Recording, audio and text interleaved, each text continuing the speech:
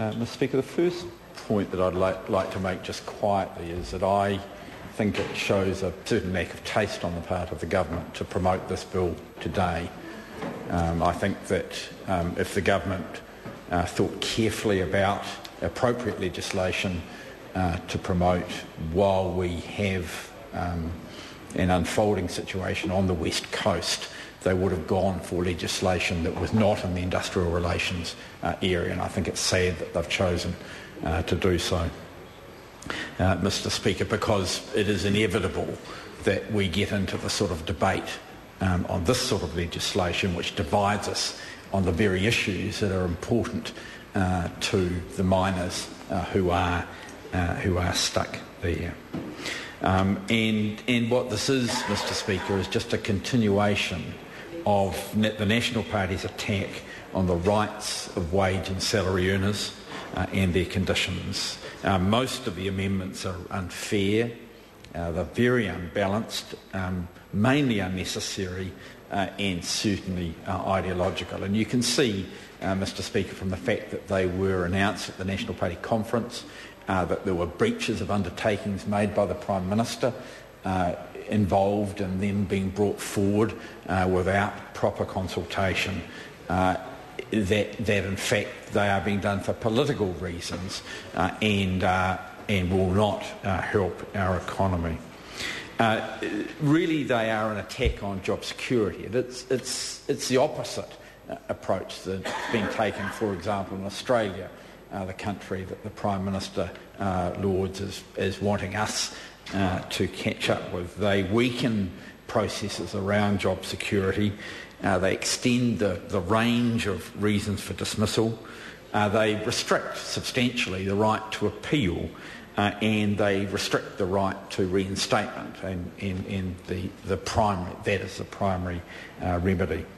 And, Mr. Speaker, we've seen once again the government use urgency to push through industrial relations legislation. They took the original 90-day fire at will bill through under urgency and didn't even have the select committee. In this case, they did have a select committee. I might say it's one of the first occasions where I've seen the chair having to write and apologise for the behaviour of a senior government member at a committee. I think it shows that it was not that the committee was not well organised, not well chaired, and I think and I want to say it's a contrast to the committee on which I normally sit, the Education and Science Committee, where I probably have deeper divisions with the individual who chairs the committee, but have no doubt about his competence and his ability to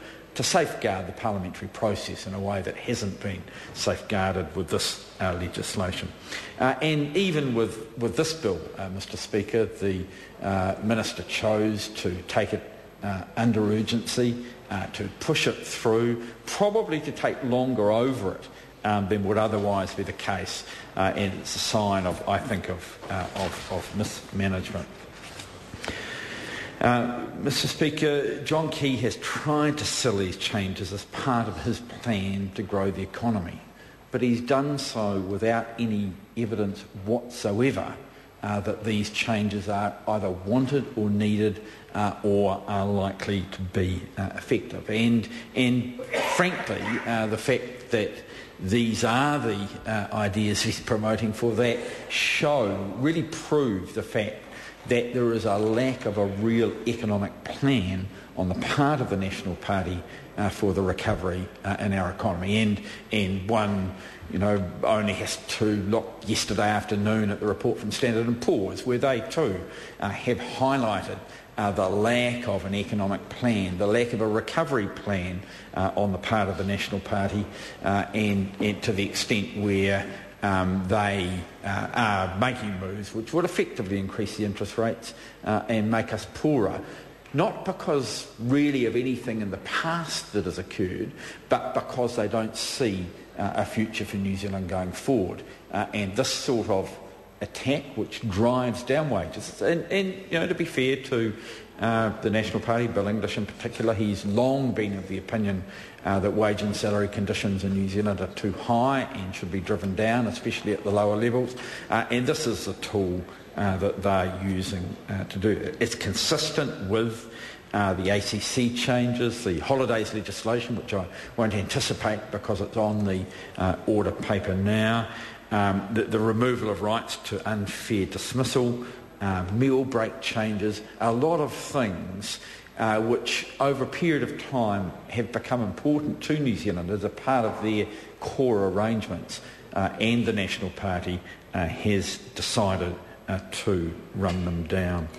Mr Speaker, what he does do, what John Key announced and the Minister Kate Wilkinson is implementing for him is a restriction to union access. And what this means, for example, is that a worker who is a subject of sexual harassment does not have the right to from an employer.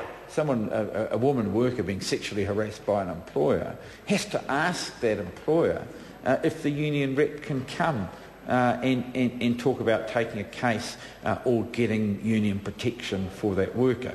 And the idea that you have to work through the harasser in order to get protection is something that I'm surprised that a woman minister would be prepared to promote. What it does do is increase the choice for employers by taking them away from the rights from employees.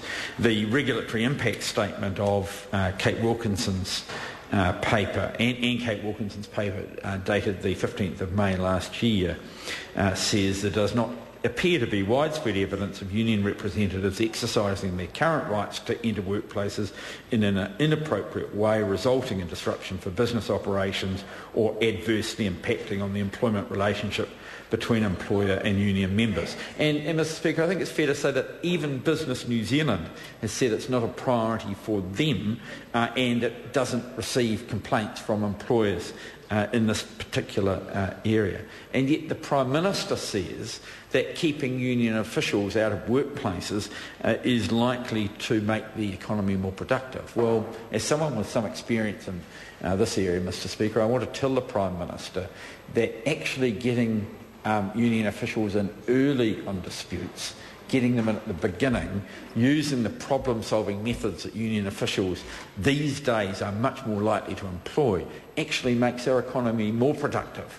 And leaving areas to fester to make them worse is likely to cause lower productivity going forward.